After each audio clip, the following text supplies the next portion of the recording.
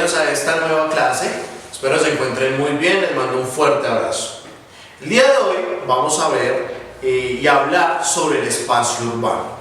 Vamos a ver qué es eso, de qué se trata eso de urbano, de dónde viene. Para eso, entonces vamos a explicar qué es el espacio urbano. Vamos a ver los orígenes del espacio urbano que tenemos alrededor de nosotros, principalmente de Bogotá. Para eso vamos a ver qué fue Bacatá. Vamos a conocer también un poco sobre la historia del Dorado, que es una historia muy interesante que trasciende no solamente a nuestra ciudad, sino incluso a toda América, todo un continente tiene conocimiento de esta historia, adaptadas a las múltiples culturas, pero a gran escala. Vamos a hablar sobre la historia de Bogotá también. Vamos a hablar sobre su fundación. Vamos a ver quién fue Gonzalo Jiménez de Quesada, quién fue Nicolás de Federman y quién fue también Sebastián de Belalcázar. Y vamos a ver rápidamente cómo fue que Bogotá fue evolucionando desde su inicio hasta llegar al día de hoy. Entonces vamos a iniciar con el espacio urbano. Vamos a ver qué es eso. Entonces, el espacio urbano es aquel lugar, aquel sitio que cuenta con viviendas, hospitales, colegios, supermercados, droguerías, centros médicos. Todo esto se puede considerar como un espacio urbano. Asimismo, tiene una organización interna. ¿Qué quiere decir eso? Que hay una persona que lidera el espacio, que lidera su organización. Esas personas por lo general reciben el nombre de alcaldes, comisionados y similares. Los espacios urbanos también tienen una distribución especial. Entonces tenemos la ubicación de viviendas, donde están los centros de salud. Esas viviendas están ubicadas por calles, cuadras, manzanas, como quieras llamarlo. Eso es un centro urbano, un espacio urbano. También tienen espacios dedicados para la dirección del espacio. ¿Cómo así? Esos lugares donde está el alcalde, donde está el presidente. Entonces, por ejemplo, en Bogotá o en Soacha hay un lugar muy puntual que se llama la Plaza Principal. En Bogotá se llama la Plaza de Bolívar. Cerca de esta Plaza de Bolívar se encuentra ubicada la Casa de Nariño. La Casa de Nariño, niños, si no lo saben, es el lugar donde viven todos los presidentes que tenga Colombia. Siempre que hay un presidente, ese presidente va a vivir en esa casa y desde allí es que va a tomar decisiones con respecto a algún determinado lugar. También tenemos espacios para realizar actividades físicas especiales, como son los parques, los polideportivos, canchas múltiples y demás. Y por último, un espacio urbano siempre será considerado espacio urbano porque cuenta con los servicios públicos. ¿Esos servicios públicos cuáles son? La luz, ¿cierto? Esa que tenemos y que utilizamos por las noches para podernos ver con nuestros papitos, para hablar con nuestro hermano, para jugar con nuestra mascota en las noches. La luz. También vamos a tener agua potable. Cuando vamos al baño, cuando vamos a la cocina y abrimos la llave y sale esa agua pura que puedes tomar directamente del agua, eso es agua potable. Ese servicio lo debe contar un espacio urbano. Asimismo, también por donde sale el agua, llega el agua a la casa, también hay lugar por donde debe salir. A esos lugares o ese servicio se llama alcantarillado. También se debe tener este tipo de servicios.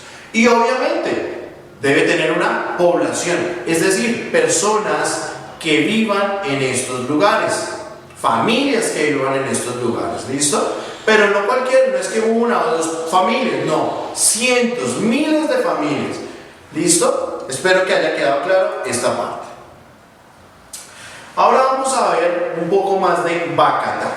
Vamos a arrancar, vamos a dar inicio con la historia de Bogotá.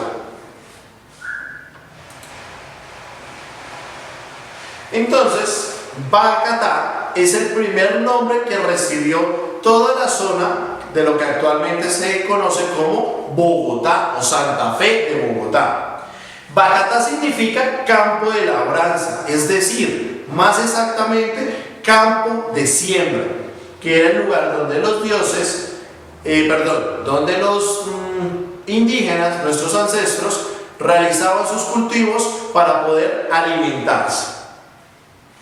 Estos ancestros, en nuestro caso, recibían el nombre de muiscas o chibchas, que eran los pueblos indígenas que habitaron todas estas regiones: Soacha, Bogotá, Funza, Zipaquirá. Toda esta parte de la sabana de Bogotá fueron habitados por estas familias indígenas. No compraban. A diferencia de nosotros, que tenemos que utilizar unos papelitos que tienen unos números y tienen un valor para ir a comprar, por ejemplo, las papas, los chitos, el jugo, el bonais, eso que utilizamos para comprar ese producto, ellos no lo tenían. Entonces realizaban otra forma de comercio que se llamaba el trueque. El trueque no es otra cosa más que hacer un intercambio por un valor similar de los productos. Por ejemplo, los indígenas que tenían, por decir algo, una gallina, y había otra familia que tenía maíz, entonces intercambiaban cierta cantidad de maíz por una gallina y de esta forma obtenían los productos que necesitaran o que les hicieran falta a los indígenas. También tenían unas casas muy grandes, muy grandes, a diferencia de las casas de hoy en día, que son chiquiticas, que solo podemos ubicar la cama en un lugar mirando hacia un lado.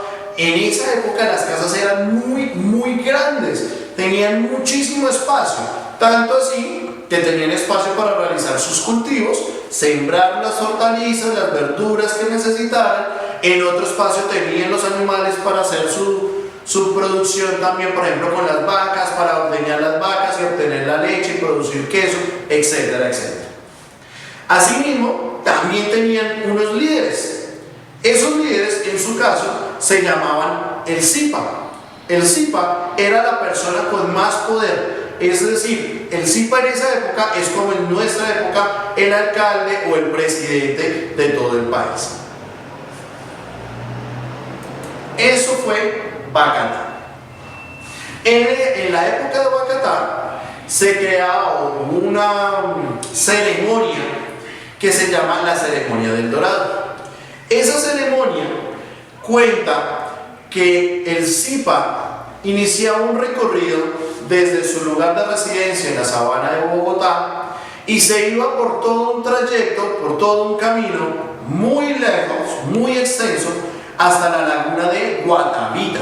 Laguna de Guatavita, recuérdenlo muy bien, chicos. En esta laguna, todos los indígenas de las múltiples familias se reunían alrededor de esta gran laguna y hacían una ofrenda a los dioses. La ofrenda consistía en que el líder Zipa se vestía totalmente en oro, como se dan cuenta, utilizaba adornos en oro y su cuerpo lo cubrían con un polvillo de oro. Sí, de oro, mucho oro. Y resulta que llevaban ofrendas realizadas en oro, como se dan cuenta como es. Esta más adelante se van a dar cuenta de la importancia que tiene. Entonces, cuando llegaba el Zipa y ya estaba totalmente bañado en oro, cubierto en oro, se montaba en una balsa y se dirigía hasta el centro de la laguna. Estando en el centro de la laguna, hacía una ofrenda, realizaba una oración a los dioses y lanzaba a la laguna todas las ofrendas de oro. Todo el oro que tenía se quedaba en el centro de la laguna. Esta balsa, recuerden que hace un momento les dije, ténganla muy presente. Esta balsa se llama la balsa del Dorado y fue descubierta hace muchos años en esta laguna. Esta balsa es la representación de toda la ceremonia que yo les acabo de narrar. Dense cuenta que es muy importante. Esta balsa, para los que no la conocen, la podemos encontrar en el Museo del Oro que se encuentra en Bogotá. Si es posible, vamos a tratar de ir a este museo para poderla observar con sus papás o con algún familiar que nos pueda llevar cuando lo podamos realizar. ¿Listo, chicos? Entonces, como yo les comentaba anteriormente, esta frase es una frase narrada por algún español que conquistó estas tierras y que fueron en busca de todas esas riquezas en oro que habían en este lugar. Y dice así: en aquella laguna de Guatavita se hacía una gran balsa de juncos, y aderezándola lo más vistoso que podían, a este tiempo estaba toda la laguna coronada de indios y encendida por toda la circunferencia, los indios e indias, todos coronados de oro, plumas y chagualas.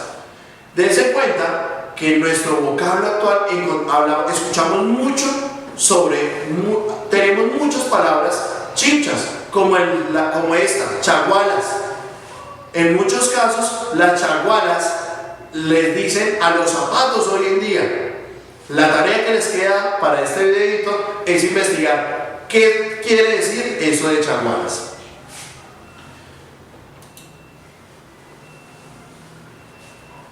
Bueno, ahora vamos a dar inicio a la historia de Bogotá.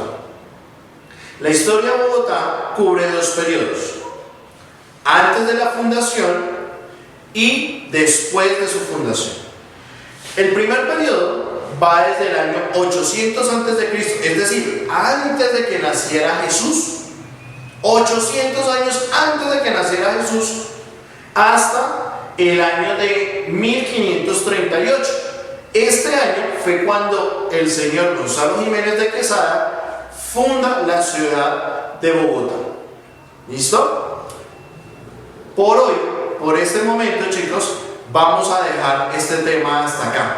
La próxima clase vamos a continuar con la explicación de quién fue Gonzalo Jiménez de Quesada y cómo dio origen a esta ciudad llamada Bogotá. Nos vemos a la próxima.